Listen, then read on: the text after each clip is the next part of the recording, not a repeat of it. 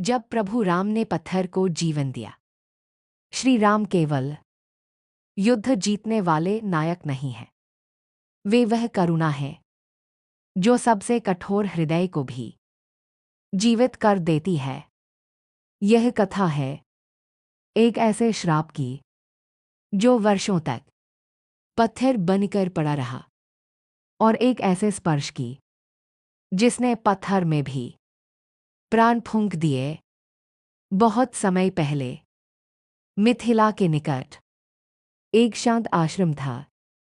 कभी यह आश्रम ऋषि गौतम और उनकी पत्नी अहिल्या का निवास था। अहिल्या अत्यंत रूपवती थीं, पवित्र थीं और पतिव्रता थीं, लेकिन देवताओं के राजा इंद्र उनके सौंदर्य से मोहित हो गए। एक दिन ऋषि गौतम आश्रम से बाहर गए। इंद्र ने ऋषि का रूप धारण किया और आश्रम में प्रवेश कर गए। क्षणिक भ्रम और एक बड़ा पाप।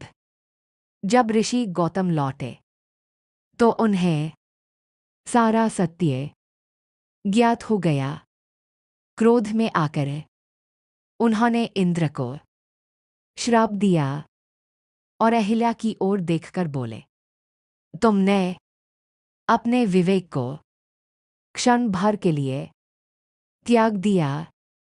अब तुम पत्थर बनकर यहीं पड़ी रहोगी।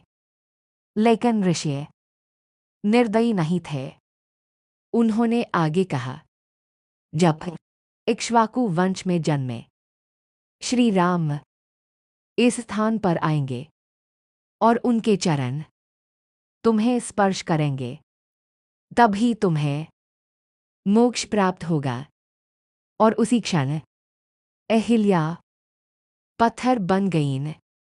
वर्ष बीतते गए, युग बदल गए, वन उग आए, पत्तियां झड़ती रहीं, लेकिन वह पत्थर वहीं पड़ा रहा। लोग उस आश्रम से गुजरते, लेकिन किसी को यह ज्ञात न था कि यह साधारण पत्थर नहीं, बल्कि एक तपस्विनी आत्मा है। और फिर वह दिन आया। गुरु विश्वामित्र के साथ वन पथ से दो राजकुमार गुजर रहे थे।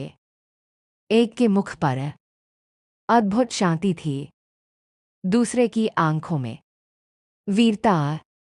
वे थे राम और लक्ष्मण। जैसे ही प्रभु राम ने आश्रम की सीमा में चरण रखा, धरती कंपन कर उठी।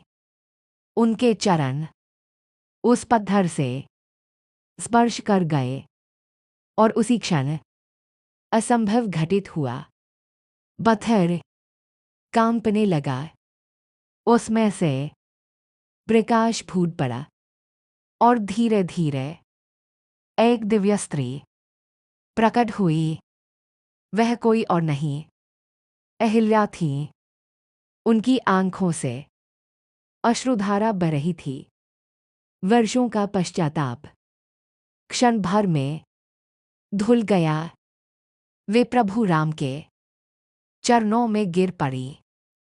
कांपती आवाज में बोली, प्रभु, मैंने गलती की, लेकिन आपने मुझे त्यागा नहीं।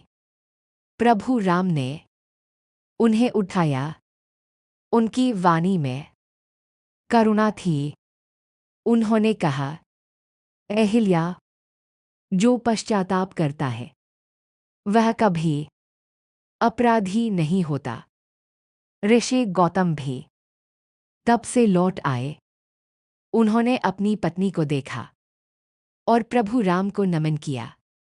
उस दिन केवल अहिल्या को ही नहीं, पूरे संसार को एक संदेश मिला कि प्रभु राम पत्थर नहीं देखते, वे हृदय देखते हैं। यदि मन सच्चा हो तो राम श्राप को भी वरदान बना देते हैं। और तभी से यह कथा हमें सिखाती है कि चाहे जीवन कितना ही कठोर क्यों न हो जाए, राम का एक स्पर्श सब कुछ बदल सकता है। इसलिए जब जीवन में आशा टूट जाए तो याद रखना, राम वहां भी है जहां तुम खुद को पत्थर समझने लगो। जय श्री राम।